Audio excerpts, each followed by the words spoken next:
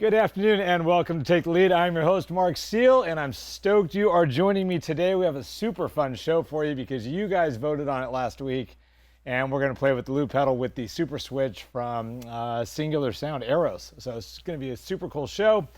But what is Take the Lead? Well, Take the Lead is a live and weekly, fully interactive show that we do all things music, basically all things guitar related, whether it's pedals or recording or software, or even teaching you guys how to play guitar better. That's what we're here for. And as most of you know, excuse me, my favorite part of the show is your questions, your comments, you guys being involved with the show. That's what makes me come back week after week. So please participate in the chat room today. That would be super cool of you. All right, so today's show, we talked about the Aeros Loop Studio, I believe it's called. Yeah, Aeros Loop Studio. It's by Singular Sound. They're the same company that makes the Beat Buddy, that drum machine that's a foot pedal. It's pretty cool. And as a result, they decided to make something that would work with the Beat Buddy so you could do loops, have drums, all that good stuff. Well, it's done fairly well for them, I'm sure, because it's a great product. But on top of that, they ended up making a switch called the Superswitch. And the Superswitch is just another control input into the Loop Studio that gives you the ability to program it to do certain key functions that aren't just available on the board itself, or on the Aeros Loop Studio itself. The Aeros Loop Studio has 4 buttons on it, which is cool. But the way they're staggered, there's one thing I don't like. I'm going to tell you pros and cons. I'm not being paid to make this video, obviously. Just telling you, overall, it's a great piece of gear. They made one flaw in it, which we'll talk about in a bit. But overall, it does different modes of loop recording. And so what that really means is you've got what's called 2x2 mode or 6x6 mode. So your normal loop pedal, you have, you can record, overdub, playback. That's kind of what most of them do, the simple versions. As you get more advanced with them, you can have different parts. So say you have a song that has a different chord progression and you want to have a different part to the song. Well, in 2x2 mode, you can have 2 parts. So you can actually toggle between part, say part A, which might be a verse, and part B, which maybe is your chorus. In each one of those parts, you can do, in the case of 2x2, you can do 2 tracks, which basically you can play in a part, play a track, and then play another track that's in that same part, and then switch to the next part, and you can do 2 tracks in that part. Hence the name 2x2. So with a little foreshadowing, you can obviously guess what 6x6 means. That means you have 6 different parts, and each part can have up to 6 tracks. So that's if you're doing, pretty in-depth arrangements, if you've got songs that have a lot more chord progressions, those types of things. So I'm going to demo it in 2x2 mode, but know that everything I'm doing in 2x2 mode, I could have 6 different parts, and each part could have 6 tracks. But I'm just going to show you kind of toggling between 2 different parts and adding 2 tracks to each one of those. I think that'll be helpful. But before we get into even doing any of that, I'm going to look at you guys in just a second. But let's get a shot of what we have on the ground here today. So different camera angle for y'all. We have the Aeros Loop Studio, which is right here. And on the front of it, you see these 4 buttons. Top left button is kind of the main button. It's the play, stop. If you had one button on a loop pedal, that's what that button does. But then down below you have 3 other pedals or buttons that control different functions, and you can't really read the menus there, but that green menu says tap tempo. The middle one says go to the next track. The red on the right's a record button. You have a little loop wheel here, which I never use, but you could actually adjust the volume of the loop itself. If you find your guitar's too loud, you could just roll your foot back and that will bring the volume back. All that is awesome. It's got stereo inputs, stereo outputs, and you can do everything and save it internally or on an SD card. So you have virtually unlimited loops you can make and create, and just keep them, keep any loop you ever make, keep it for future reference if you ever want to bring it back. So that's kind of neat. The menus go pretty deep. It does have a click track built in. It has a count in built in. So it makes it pretty easy to make seamless loops. So we're going to go into all the functionality of it. I'll just tell you finally on the Superswitch down below. All this is 6 buttons that don't do anything until you plug it in here and tell them what each button is you want it to do. And I'll go over what I'm using that for today. But let's say hi to you all. We got Fenderman in the house. Say Fenderman for now. Yeah, I think you might be the last one, but good for you. I love the loyalty. Hopefully if my show ever gets funky, you'll be like, yeah, I'm still a fan of Take the Lead. It seems you need really good timing to get the looping to work well. You don't with this pedal, and we're going to see why you don't need that, because of the click track makes it really simple, and the auto quantize where it cuts you off at the end of a loop right on the beat rather than you having to time it. Normal loop pedals, yes, you have to be pretty good with your timing on your whatever foot you're inputting it with to really time it well, or the loop can sound wonky. All right, back to this shot down here. What I want to do is I want to show you how you can use this effectively. I have nothing planned to play today. I'll play some basic A, G, D chords, whatever.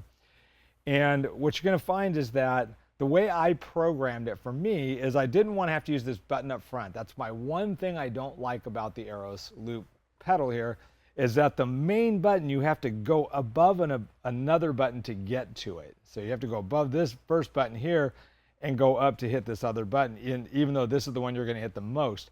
I prefer to have my heel down on the ground. Let's see, I'll put it where you can see it. I'm not sure I can get that far away. There we go. Basically, you see the heel on the ground and then be able to pivot like that. I don't want to have to hover my foot or float it over something else to get to a particular button. So what I did today is I programmed these buttons over here. I said, okay, well, this is my start, stop, and clear button, right? So if I wanted to start it, I would hit that button. If I want to stop it, I'd hit that button. Or if I want to clear my recording out, I'd hit that button. So I went over to my Superswitch and I said, okay, I want 3 to be my play button, 4 to be my stop button, 5 to be my click track on and off button, because once I've made the loop, I want to turn the click off, and that's kind of a hassle. And I wanted 6 to be my clear all. So I'll demonstrate some of that. So the way that works originally is I'm going to use these bottom 3 for my getting everything started. First one on the left, tap my tempo, whatever tempo I want the song to be. Right there, it's showing whatever tempo that, 92 beats a minute. Then I would come over to my record button, and it should give me, if I do it right, it should give me a 4 count click in with the click track, and then I can start playing, and you'll see it record on the screen. 2, 3.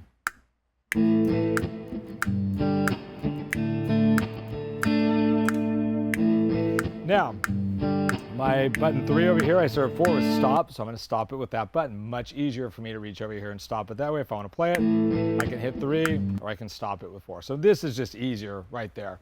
Now, if I had more parts, I would probably not do that because I would want to make these part selecting. But that's basically how that gets you started, is you record, you have your spot there with the click track on, so you have your timings really clear. You play to that, and you may have noticed I'm going to start all over. I'm going to hit the clear button on 6, so watch the screen.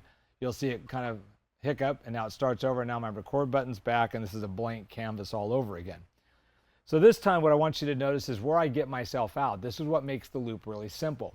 I'm going to play, I'm going to count in, play on the beat when it starts, and then when I get to the end, I'm just going to hold the last chord for maybe a quarter note, but just let it ring through, because it's going to automatically cut me off. And when it automatically cuts me off, it's just going to start back over. So if I have it just ring through, it doesn't matter if I go past that point. That's just going to make it smooth when it recycles back. So let's see what that sounds like.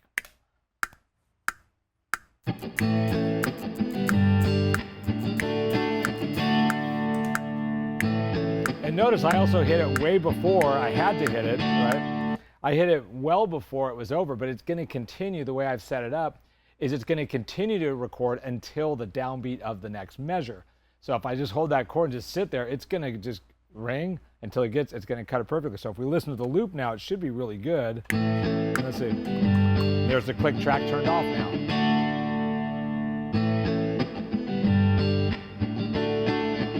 Click track on. Okay, so that's how you turn the click track on and off. That works that way. We have the tap tempo or the click track to let us in to get the timing right, and then we know that we can exit the loop before we actually get to the next measure, and it will record right to that next measure. Those are the safeguards to make it really simple to make this work. So let's do this. Let's take the next part of this. I'm going to move this back a little bit. The next part of this is this red button in the middle now says next track, and the green button says select part. Well, we're going to stay on the same part, but I'm just going to add a little fill over the top of it, just so we have more than one track on here. So what I'd do is I would hit next track. Let me see something also. I'm trying to think if I have. The click is on. Okay, so I'm gonna hit record. Actually, I'm gonna hit play first. And then if I hit record, it shouldn't start recording until I get back to the beginning. So watch the thing. Here we go.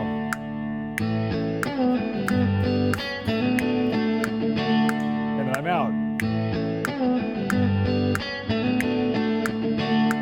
Click track off.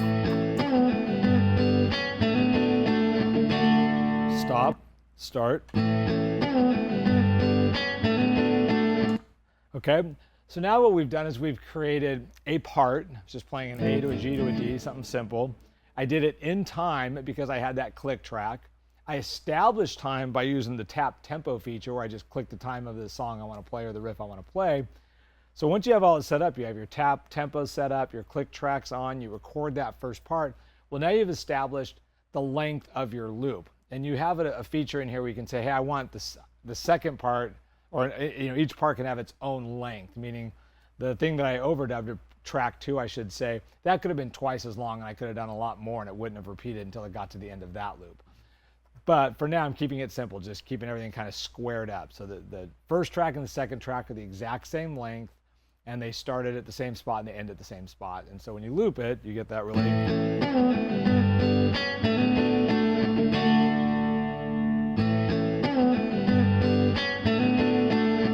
If for some reason I hated what I just did, I do have the option to hold down this button, overdub, and now I just undid that last thing I recorded. I'll do it again.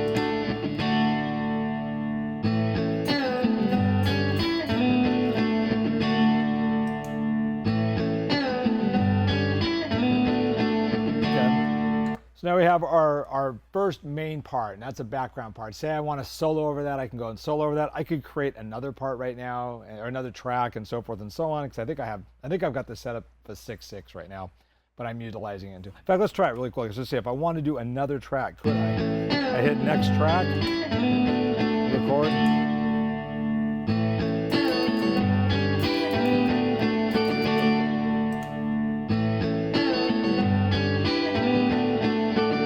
So yeah, I'm in 6x6 mode, and I could do that. It didn't add anything, so I'm not going to keep it. But the point you can see now is I have that third track, and I could go to 4, 5, and 6 if I wanted to just keep adding parts. If I wanted to simulate a bass part, I could throw a bass part on there, and so forth and so on. Do you always put your different actions in the same general area, i.e. do you usually put play and stop towards the end? Is there a best practice or just personal preference? It's a great question. One that I asked myself today as I was putting this together, because I did this an hour ago here. I haven't played with this in a while. So I came in a little bit early, and I kind of set up like, where do I want everything? Originally, I had the first one as stop, just like panic button. But then I realized if I'm trying to play part 1, but I'm hitting button 2, it didn't make sense. So when I went back and redid it so that part 1 is number 1. Because if you look closely, I don't know if you can see the numbers on it. I'm going to turn this. You see that there's numbers on there. So 1, 2, 3, 4, 5, 6 on that. So I thought, it makes sense to put part 1 as part 1, part 2 as part 2. And in this case, I know I'm only going to do 2 parts for today's example. So I made this part 1, part 2, and then 3 was play and stop, which I thought made sense. I probably should have done this one a little differently, put the click on the end, but I didn't. I put the click right there for some reason. And then just clear all at the end. It makes sense to put it at the end because I probably don't want to accidentally hit that in the middle of a loop because everything will just get erased immediately. So that's kind of like the nuclear button for starting all over. So yeah, it's just personal preference. So you figure out what makes the most sense to you, and you want to think about something that's going to, if you're live, you're not having to second guess what you did. You just have to think logically what should it be, and logically what it should be is what you think it should be. Then you're going to be successful with being able to recall and hit the right patches at the right time, which is important. All right, so we did our first part. Let's see if we can create another part now. So if I'm playing, now I could just right here, I can hit select part. What I'm going to do is I'm going to hit play. And then what I'm going to do is I'm going to hit select part. Instead of that, I'm going to hit, I'm going to leave the click on. I'm going to leave the click on when I do this. What I'm going to do is while it's playing the way it's set up, if I hit part 2 and there's nothing there, it's going to automatically start recording at the next downbeat of the next measure. So watch the screen down here as I hit play, and I'm going to hit part 2, and it should give me an opportunity to switch over. There we go.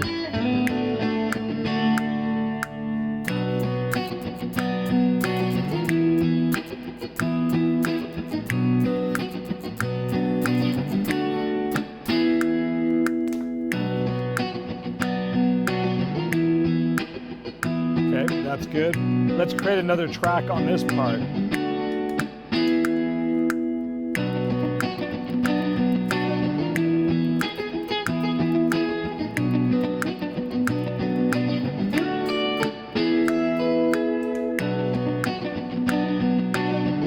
Okay, now I'm going to turn the click off.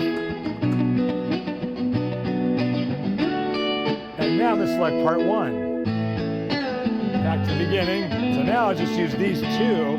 When I want to hear part 1, do that. And when I want to go to part 2, just select it sometime before the next measure starts.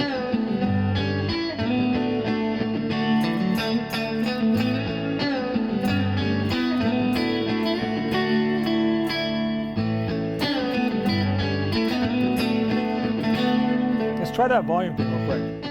See that? If I roll that, that brings the overall loop down, which will make my guitar, my live guitar, sound louder. I want to mix it. Okay. Now I hate that second track though, so what I don't know how to do is, how do I get to the track? I want to get to this track. Let's see. This one, I want to erase this. So I undo it. There we go. So now I just undid that thing because I want to be the soloist now.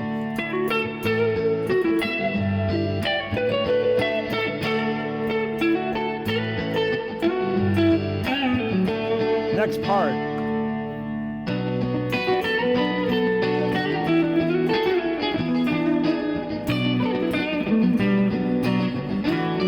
Back to 1.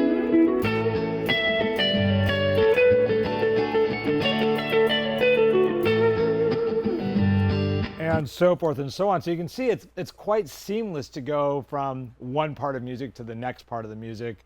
And even there, when I took out that one part I didn't like, it was great when it was just looping, and say if I was singing and I just wanted that little thing in the background, great. But if I go to take a solo, that's going to be something that's interfering with the guitar solo.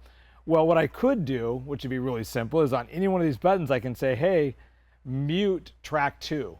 On, mute, you can program, say mute track 2 on part 1 or whatever it is. There's all kinds of programmability. And so if I know that I'm going to solo over part 1 and I don't want part 2 there, I'm doing my solo, I could have just made one designated button, say just mute that part 2, that second track on part 1 when I want to solo, and put it back in when I don't. And there's a whole host of commands, basically anything that's you can do in there. From muting individual channels to stopping, starting, all that stuff. There's a pile of commands that makes it very customizable. And what's great about this switch, though, that I didn't quite understand. In fact, I still don't know how it works. It doesn't quite make sense. It defies logic because it's not MIDI, and you're just sending out of a stereo cable. So how can it send 6 different signals out of a stereo cable that can understand as different MIDI signals? So they did something really smart there, and I still don't know how they did it, because most cases you can have an on-off switch, or you can have some kind of a expression pedal, which maybe I think I might be answering my own question now, because actually it is an expression port. And so they could just say that each one of those is a different spot on the expression pedal. I just figured that out. That makes sense. So basically, I'm just having an epiphany on the set right now. So if you have an expression pedal, you've got 0 to 127 different values. If the pedal's all the way down, your volume's down, you're at 0. If you're all the way up, it's 127, and everything in between. So I bet what they did with this is that we do plug it in with the stereo cable into the expression system, and it's just saying, this is mimicking an expression pedal with a capacitor, saying that, hey, when it's all the way down, it's this number, when it's here. And they just did 6 different CC numbers, continuous control numbers. I bet that's how they did it. So really, that really is kind of a form of MIDI. But you don't need a MIDI cable. But the other thing, the genius part I was going to mention, is that they actually were smart enough to include power into this expression pedal port, so that this thing doesn't need any power. You just throw it down and plug in a stereo cable, and it's good to go. So it makes this setup quite light. You'll also notice that's that first cable on the right.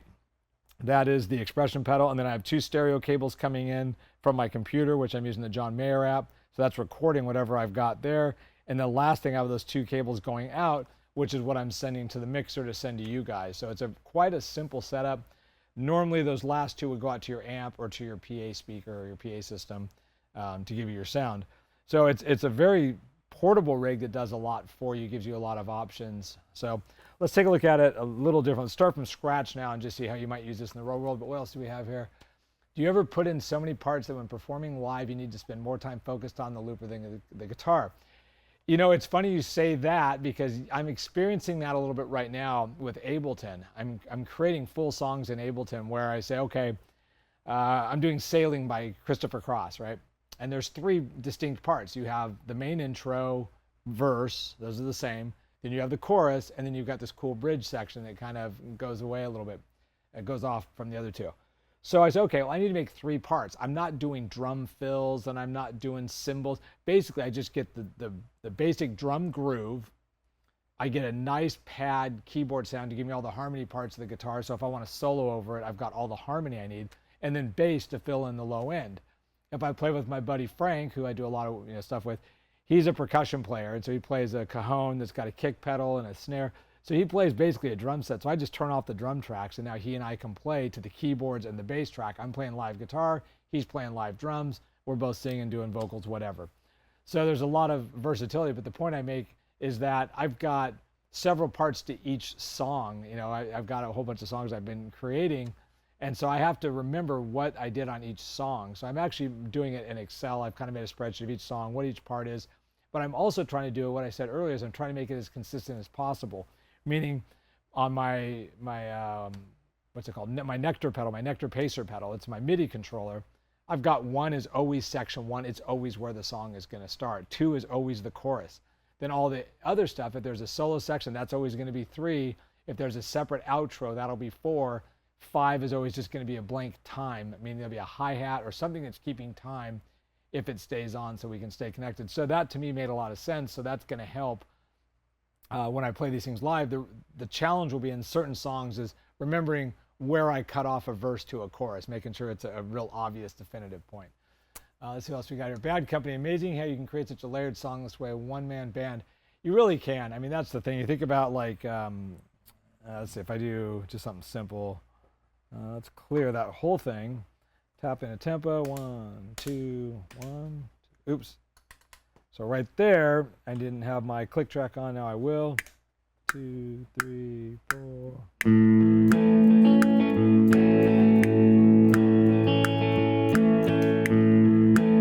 Okay, next track. Let's see.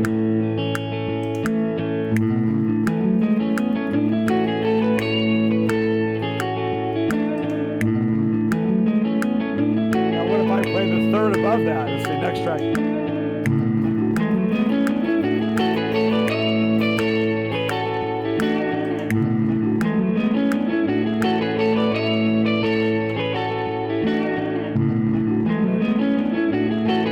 So I'm just playing an A chord, playing an A major scale over it, and then playing it in 3rds above that.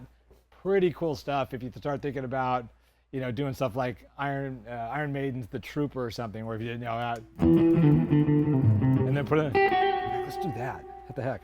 You guys got a minute? Let's try it. So 1, 2, 3, 4. I'll just do the main part. Got to remember to turn the click track back on.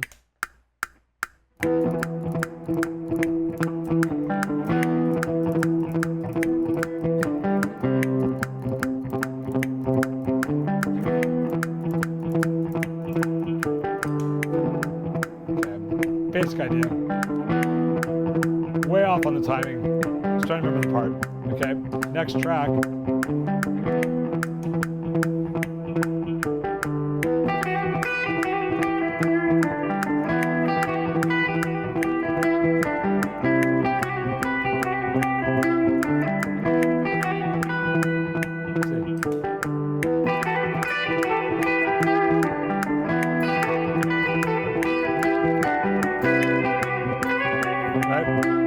So obviously I'm just making that up on the fly, and that was super crappy. I apologize for how that must have hurt your ears, but you get the point. If you want to sit and work that out, get a great distortion sound, throw it on the rhythm part in time, and then know the other parts and be able to stack them, you can layer all kinds of cool stuff. It makes it really, really fun. What I like about the way I'm doing it, not that I'm doing it this way, but the way this is being done, it's way more organic to me than somebody that gets on Suno and records a background track and just plays it back and solos over it. The background track's fake, it's all electronic.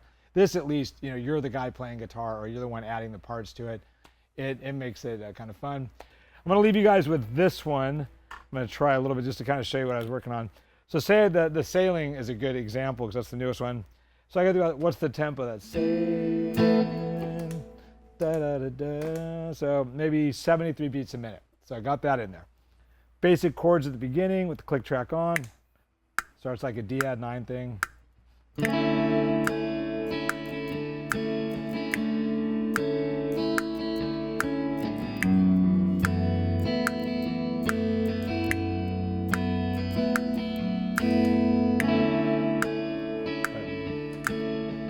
Okay.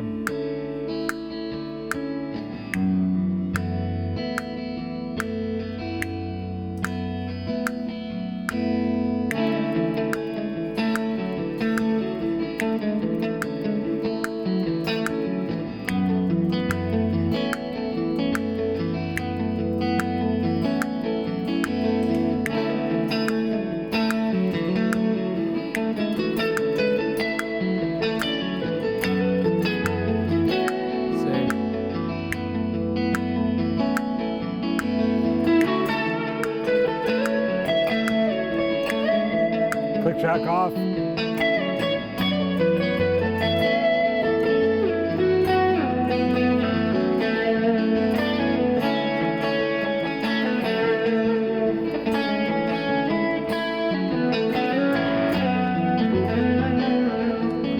So you get the idea. You can just start kind of jamming out, create songs and chord progressions that you like, practice playing melodies over the top of them.